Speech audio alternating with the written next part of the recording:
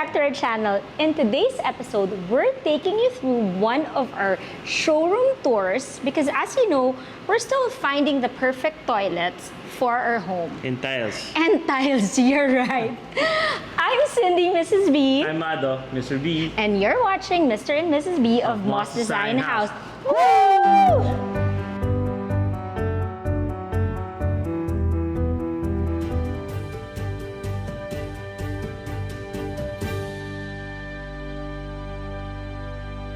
Okay, so we're here at Dexterton showroom, and it's really one of our go-to places whenever we buy toilet fixtures and maybe some of the tiles that we can, choose from, diba? I remember, bata pa lang ako, Ano yan? No, but one of my very first residential projects, I sourced almost everything here, and that was like, guys, way back. But until now, they've updated a lot of their inventories and we're happy to really just be here to source out naman for our new home. I think Dexterton has been here for 50 years. Almost 50 years. I think it's 1972, and they really had this vision of bringing in European brands, American brands in the country because at that time, parang there's really none. Their first showroom was, I think, somewhere in Caloocan. And now we're here in G Araneta, which is 8 floors that we're gonna take you through.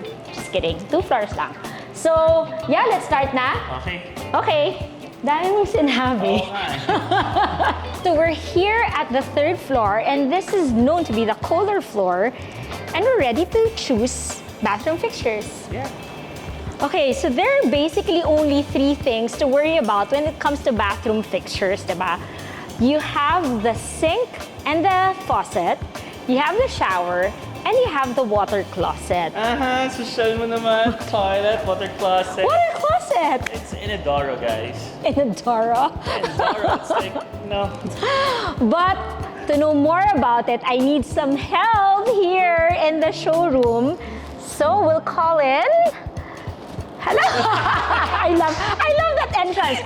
This is Miss Audrey, and she's the VP of Dexterton. And this is, of course, Gemma, the legendary Gemma. Guys, bata pa lang ako, siya na yung tumutulong sa akin to go around the showroom. Yeah. So, we're here Yes. to find toilet fixtures and bathroom fixtures for our house. But we also want to share tips on how to choose a perfect fixtures for their Yes. homes, right? So, we'll start off with the water closet. the inodoro.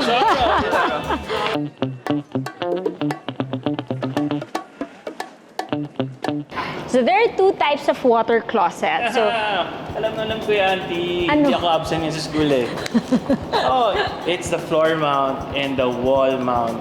ay, very good. Water closet. Nag-assignment. No, but yeah, those are the 2 types that you have to figure out which one suits best for you. Pero on the floor mount, there are also 2 types, right? So this is, we call this as one-piece na water closet. The design is more Sleek.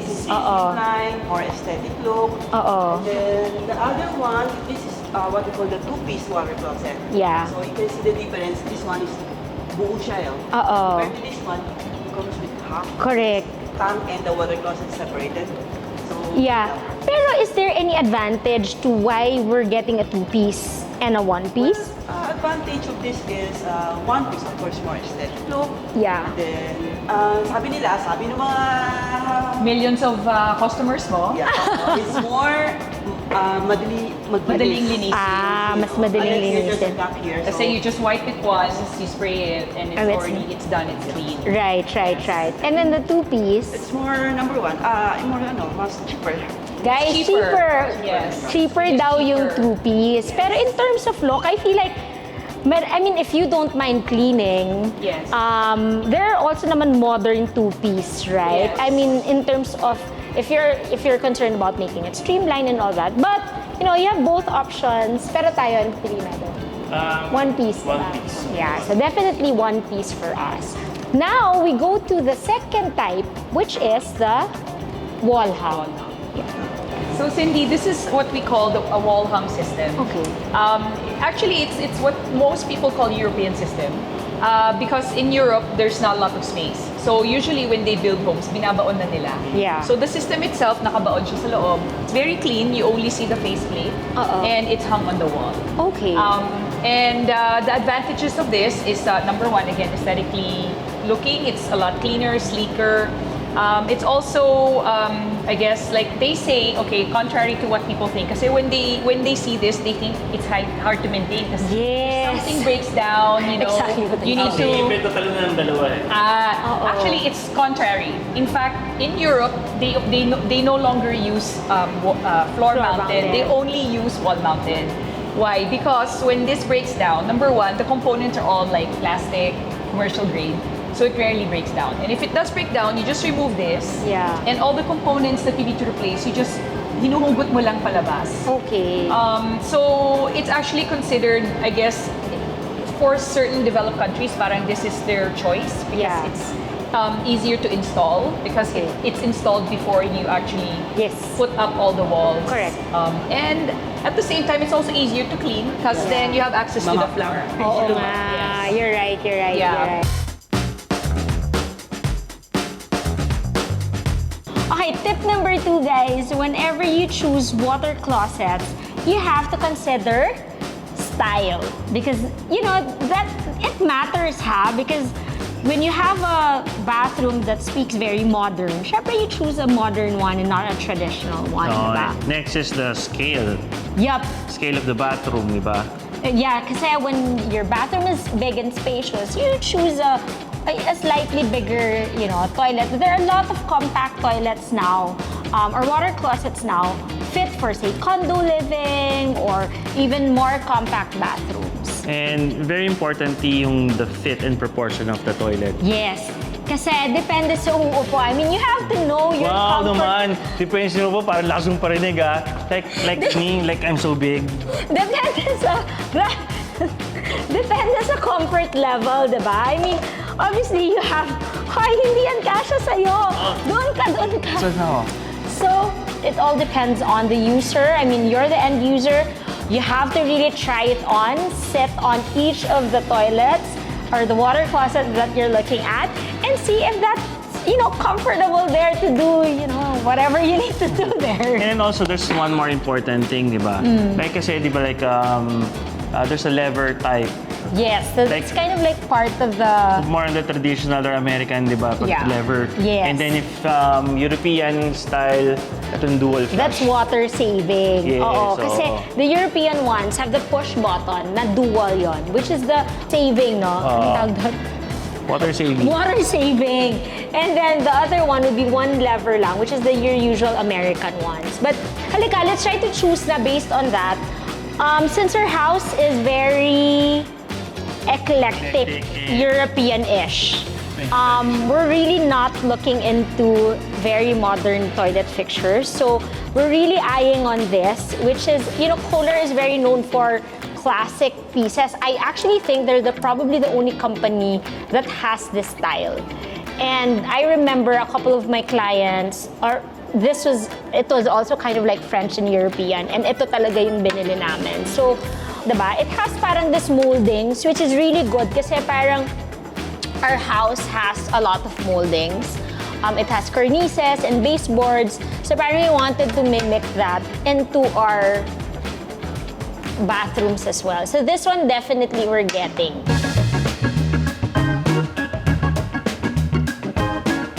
Okay guys, so because I'm not so well versed with intelligent toilets, I'm gonna call a friend back, and Audrey, to show more about what's happening in this intelligent toilets. So Mado, I'm here to make your wish come true. Yeah! We are gonna be working so that we can convince Cindy that you deserve an intelligent toilet.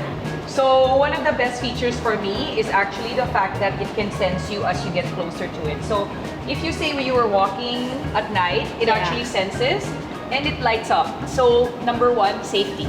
You don't have to walk around in the dark. The toilet actually lights up. Yeah. And then of course it has all the other features like dryers and heated seats. What else? Like there's a lot going on with this intelligent toilet. So we've got some option cleansing. soft wash. Yeah. pulsating wash, spiral wash. So it has all the other basic features. For example, like the French curve that you guys like so much there. Yeah, It has yeah. the same. Maganda rin yung cyclonic flushing feature, Flushing. which actually Right. all the Kohler toilets have naman. Yeah. But this one, I think because it's electronic, then it has a much stronger function to flush as well. And there's a remote that you can take Pag around. tinatamad ka, take around with you. Bakit? You can just press it. Please, paano pwede ko hugas niya? But what I Oh, really see? Yeah. finally, the thing that I like the best is the fact that it's almost like a piece of art.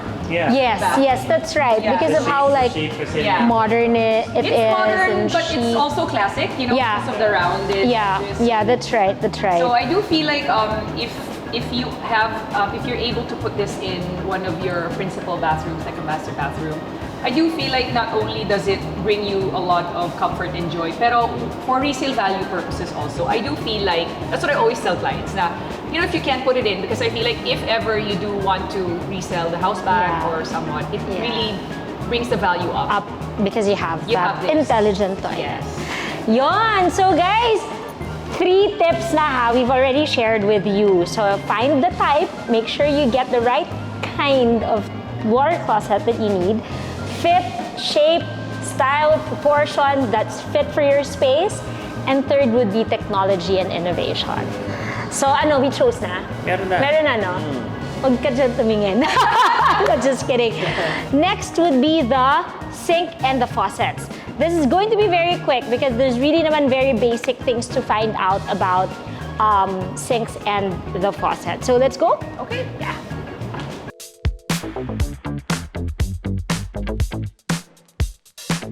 And I think there are really only 2 kinds of sinks and faucets that people have to know, right?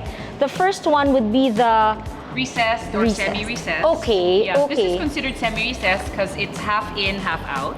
Yep. Most of the ones you see at malls or commercial areas, those are the ones that are recessed. So nakabaon na talaga siya. Yep. This specific one, I like very much. Even for our house kasi parang very French na Me siya, too. di ba? I love it. It has parang moldings na. I think it's very modern classic. Yes. So it's yes, timeless. Yes. Yeah. It's super na. And I feel like it really does already make a statement and dictates the theme of your house Yes. when you get this specific piece. And then there's another type of. Yes, I'm gonna show you something special that I prepared for you. Oh, okay. All right. You there. Okay. Let's go. Yes, go ahead. I know you love this. It's modern, Oh my gosh, it's so But nice. and it has all the curved lines that you like. It's so Yes. nice. I love that it's black too. Yes. And then my colors, diba? I only Yes. go like black, gold, and white one. So, colors are really big this Yeah. season. Yeah. Of course, everyone has seen black. It's Yeah. really big now. It's almost as common as chrome. Yeah. But I have to tell you that keep an eye out for Kohler's new color collection this year. Okay. Okay. Wow, that's so nice. So this is the second type of basic sink, and it's actually a vessel. So it's over the counter. I see this a lot of times, and this is a mistake that is not considered a lot of times, is that whenever you prepare for a vessel type, you have to consider the counter needs to be lower. Yes. So make sure that the height of the vessel, you know the height of the vessel before you're doing the counter. So tip yan ha, kasi minsan they prepare it the traditional way and then you have the vessel and then it's so high. Yes. And the faucet, this is one of the kinds of faucets and it's a lever type, Yes. no? Yeah. I have a tip also. It's that if you are choosing this type of vessel, you might want to make sure that you're getting tall type, Yes. because there's 2 basic types for these types of beaver Yeah, handles, yeah. short and tall. So, and then, a lot of times we have customers who talk about like they don't want too much splashing. Yeah. So the height of the faucet actually matters. Yes.